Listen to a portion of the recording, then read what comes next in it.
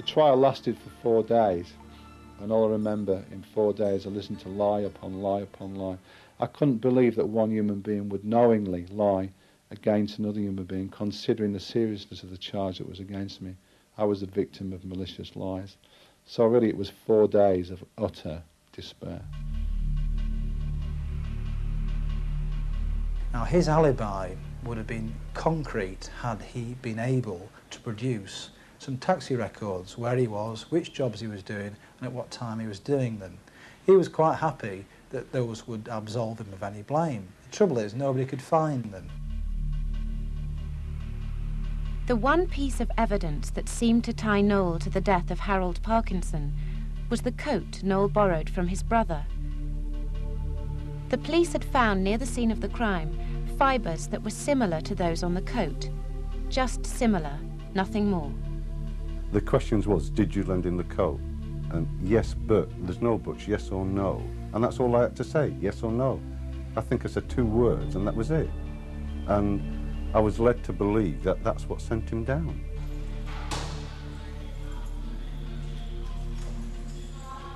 Before the jury came back, the prison officers had come and put a book and said, your mother sent you this. They picked it up and it was a Bible.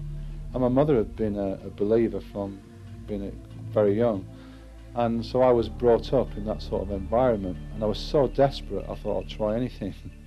So I got hold of this Bible and said to God, God, if you're there, you know I haven't done it. Just convince the jury that I haven't done it. Amen, you know. And then when the jury came back and found me guilty, at that point I made that conscious decision. There was no such thing as God.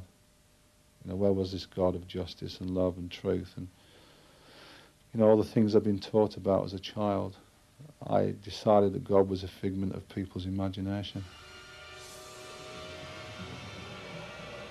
Because Harold Parkinson had died of suffocation whilst trying to escape from his bonds, the conviction was changed from murder to manslaughter. Noel Fellowes was found guilty and given a 7-year sentence. He was taken to prison, still protesting his innocence, and dragged struggling into a punishment cell. The idea was they were going to break you, that you'd come to terms with your sentence and you'd conform to the system. And it was a really, really depressing time. Probably the loneliest time I ever remember in my life. Just couldn't come to terms with the fact that I'd been found guilty. And it was just, you just couldn't believe what had happened to me. I just couldn't come to terms. And I went into a really deep spiralling depression. I didn't eat, I didn't want to speak, I just went into myself. And after about 28 days I was released back into the main population of the prison, and only lasted about 3 hours, because as soon as I was put onto the landings, they found out I was an ex-policeman, and again I was threatened and I was beaten, and then found myself in the hospital wing again. And again I was really in this depression, isolated again. And I thought to myself, there's just no point in this. I'm not going to survive 7 years. And I decided that the best thing to do was end it all. And at least then, if I ended it all, there'd be no more pain, there'd be no more thinking about it. And so I tore a sheet up, and there was a conduit on the ceiling, and I made a noose and decided I'd hang myself and end it all. And obviously I was in a very emotional state, very unstable, and stood in a locker, put this noose around my neck and just jumped.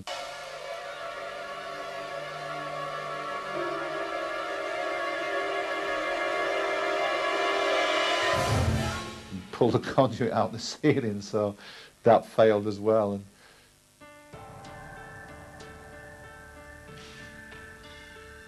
after serving 4 years of his 7-year sentence, Noel was released early for good behaviour. when I was released, it was on a cold January morning. I remember stepping outside the prison doors and thinking, that's it, it's over, I've survived. And looking back at the cold grey prison walls, I thought, this is it, now I can really start my life again.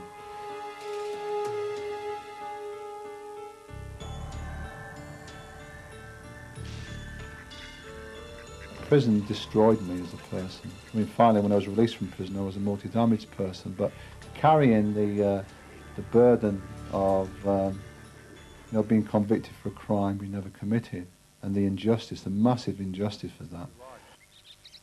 Within 2 months of his release, Noel met a young woman called Coral, whom he later married. Until then, he had not told anyone outside his family what had happened to him. And because I'd been hurt so much before, I didn't want to be rejected and hurt again, so I thought the best thing to do is to spill the beans, tell Coral exactly where I'm coming from, what's happened in my life, and she'll make her own decision on that. We were just sitting having coffee one night, and he said he was feeling sort of quite serious about the situation, and he felt he ought to tell me about himself. So he told me that he'd been in prison for a murder that he had never committed. And how did I feel about that? I mean, I literally just opened my whole life and told her everything. And the significant part was I said to her, you know, do you believe me? And she said to me, well, if you say you didn't do it, I believe you. And the weight that just sort of lifted from my life was just amazing. The excitement and the knowledge that here was someone for the first time who really believed me was just immense. And we made a decision right then and there to not tell anybody, because people always say there's no smoke without fire, because they still believe in the system that we have in this country, which is that people don't go to prison for a murder they never committed. I was in a very difficult situation because I'd come from a very violent first marriage, and I felt that the decision I'd made on that moment when Noel said he didn't do it was right, and I trusted him in that. Something in your inner knows that what he said is right. And I would never, ever have put my children in a position where they would have been involved with someone that was of a violent nature after what we'd been through as a family. It was 10 years later that Bob Westerdale first heard the story of Noel Fellowes. At the time, it was rumoured that the police were re-investigating a crime in the little village of Overton. And when it turned out that they were investigating a death of all those years ago, and I just couldn't wait to get my nose in the trough. And at that time I was still suffering from horrendous nightmares. He used to wake up and he said he'd been killed in prison again. He used to wake up and he was behind bars. And it was horrendous for him. Night after night he'd be in cold sweats, sweating and dreaming that he'd been in prison. I remember people used to say to me, you need to go and see a doctor, you need to get help.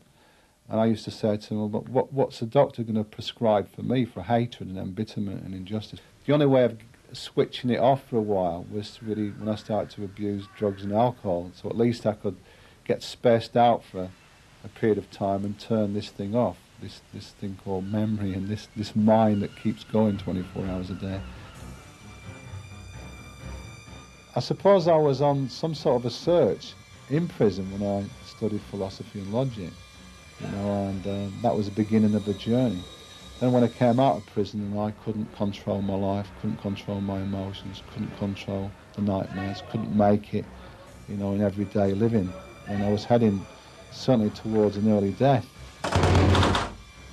Meanwhile, the pressure was starting to affect his wife, Coral.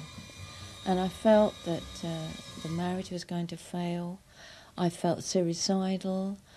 I felt that I just couldn't go on, and I actually knelt in my lounge by the couch and said, God, I've just made a mistake here. I obviously can't be what Noel wants me to be. I've tried, and it's just not working. And I felt an absolute failure. In her despair, Coral turned to God in the only way she knew how. She went to the nearest church. Noel, however, didn't like the idea of her getting involved with Christians. So I went upstairs and I knelt by the bed and just like I used to as a child, put my hands together. And I said, God, I'm really sorry I can't come to church anymore. It's really causing upsets in the house because Noel's very cross about it. And so I can't come anymore. But if you want us to come, you're just going to have to bring us both together. Amen.